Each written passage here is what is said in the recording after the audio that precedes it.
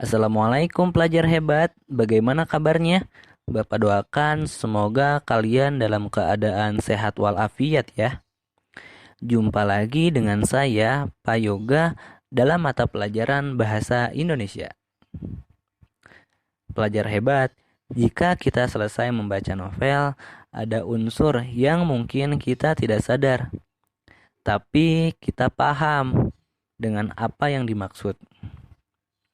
Dalam cerita novel, kita bisa tahu tema yang diambil oleh penulis, bagaimana karakter tokoh yang terdapat dalam cerita tersebut, latar yang ada dalam cerita, bagaimana cara pembaca memahami isi sebuah cerita, hingga pesan yang ingin disampaikan penulis pada pembaca. Semua unsur tersebut dikenal dengan nama unsur intrinsik. Unsur intrinsik adalah unsur-unsur dalam atau merupakan unsur utama yang membangun utuhnya suatu novel. Unsur intrinsik digunakan untuk menganalisis novel-novel agar mudah untuk ditelaah. Para penikmat novel akan paham dengan isi cerita. Selain itu, pembaca juga dapat menganalisis isi suatu cerita. Dengan memahami unsur intrinsik, pembaca akan lebih mendalami cerita suatu novel. Unsur intrinsik diperlukan ketika seorang pembaca ingin mendalami cerita yang ada di dalam sebuah novel. Dalam novel ada beberapa unsur intrinsik di dalamnya. Unsur intrinsik yang pertama adalah tema. Tema merupakan keseluruhan dari cerita yang dibuat. Tema adalah ide pokok utama dari novel.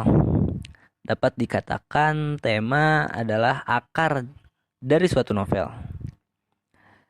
Tema akan memengaruhi pada unsur intrinsik selanjutnya.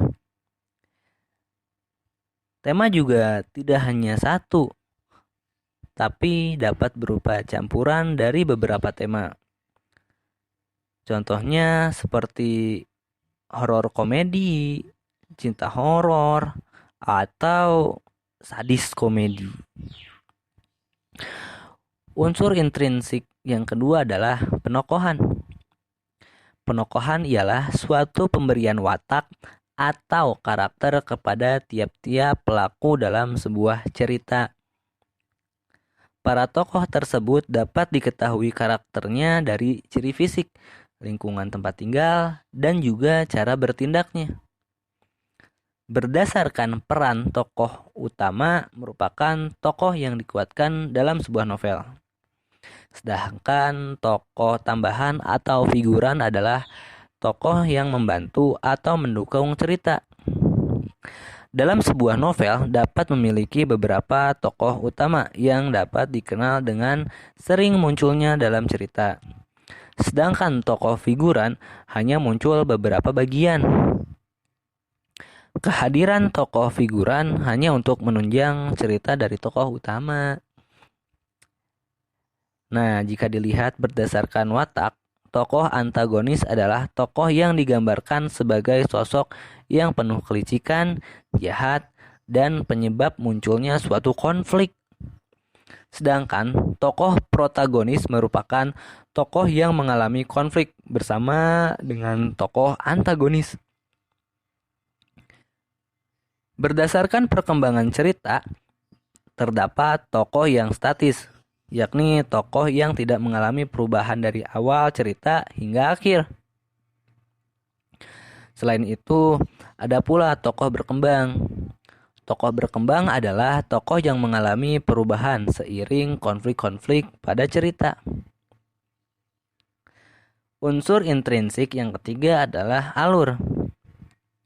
Alur ialah suatu rangkaian peristiwa atau kejadian yang membentuk jalannya sebuah cerita di dalam novel. Sebuah alur novel memengaruhi proses perkembangan cerita. Alur sendiri dibedakan menjadi 3. Nah, yang pertama adalah alur maju, yaitu suatu peristiwa yang bergerak dengan secara bertahap dengan berdasarkan urutan kronologis menuju akhir cerita.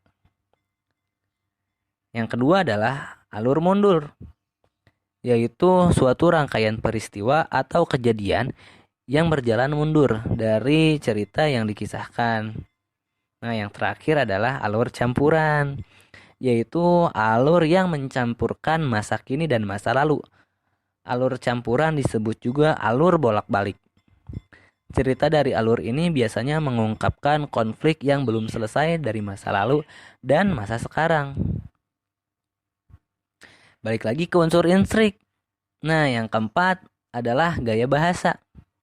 Gaya bahasa ialah alat utama penulis di dalam menjelaskan, mengilustrasikan, menggambarkan, dan juga menghidupkan cerita dengan caranya. Tiap-tiap penulis memiliki gaya bahasa masing-masing, tergantung bagaimana kenyamanan penulis dalam mengkisahkan ceritanya. Beberapa gaya penulis dalam menuliskan ceritanya bisa dilihat ada beberapa bagian. Yang pertama adalah personifikasi, yaitu gaya bahasa yang mendeskripsikan macam-macam benda mati dengan cara memberikan berbagai sifat seperti manusia. Yang kedua adalah hiperbola. Hiperbola merupakan suatu gaya bahasa yang mendeskripsikan sesuatu dengan secara berlebih-lebihan dengan tujuan memberi efek yang berlebihan. Meskipun begitu, bahasa yang digunakan dalam sebuah novel memiliki kekhasan masing-masing, tergantung bagaimana si penulis menceritakan ceritanya. Unsur intrinsik selanjutnya adalah latar atau setting. Latar merupakan penggambaran cerita suatu kejadian atau peristiwa dalam sebuah cerita. Latar atau setting dapat berubah-ubah tergantung bagaimana suatu cerita dibahas. Latar sendiri dibagi menjadi latar tempat, waktu, dan suasana. Tidak hanya itu, latar budaya juga memengaruhi proses penggambaran suatu cerita. Latar yang jelas memudahkan pembacanya membayangkan apa yang terjadi dalam sebuah novel. Nah, unsur intrinsik yang selanjutnya adalah sudut pandang, yaitu penempatan diri pengarang atau penulis dalam melihat berbagai peristiwa atau kejadian di dalam cerita. Sebuah teknik sudut pandang akan bercerita dengan membuat rasa yang berbeda pada alur dan cara penyampaian cerita. Dengan sudut pandang, penulis seolah dapat menjadi tokoh utama atau menjadi orang lain dalam sebuah cerita.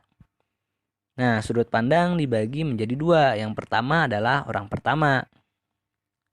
Sudut pandang orang pertama biasanya menggunakan kata ganti aku atau saya. Pada saat menggunakan sudut pandang orang pertama, pembaca akan dibuat seakan-akan menjadi salah satu tokoh yang melakoni setiap cerita yang dikisahkan. Kemudian ada sudut pandang orang ketiga. Sudut pandang orang ketiga ini adalah dia. Kata ganti ini digunakan untuk menceritakan tokoh utama dalam sebuah cerita. Dalam sudut pandang orang ketiga ini, penulis berada di luar sisi cerita dan hanya mengisahkan tokoh dia dalam cerita. Unsur intrinsik novel yang terakhir adalah amanat, yaitu sebuah pesan yang ingin disampaikan penulis di dalam novel. Amanat dapat disampaikan secara tersirat atau tersurat. Makna tersirat yaitu amanat yang tidak ditulis secara langsung dalam novel. Artinya pembaca harus memahami novel tersebut baru kemudian memahami pesan yang disampaikan. Sedangkan makna tersurat yakni penulis langsung menuliskan amanat di dalam ceritanya. Pelajar hebat. Itulah unsur intrinsik yang ada di dalam novel. Terima kasih telah menonton dan menyaksikan video ini. Sampai jumpa pada video pembelajaran selanjutnya.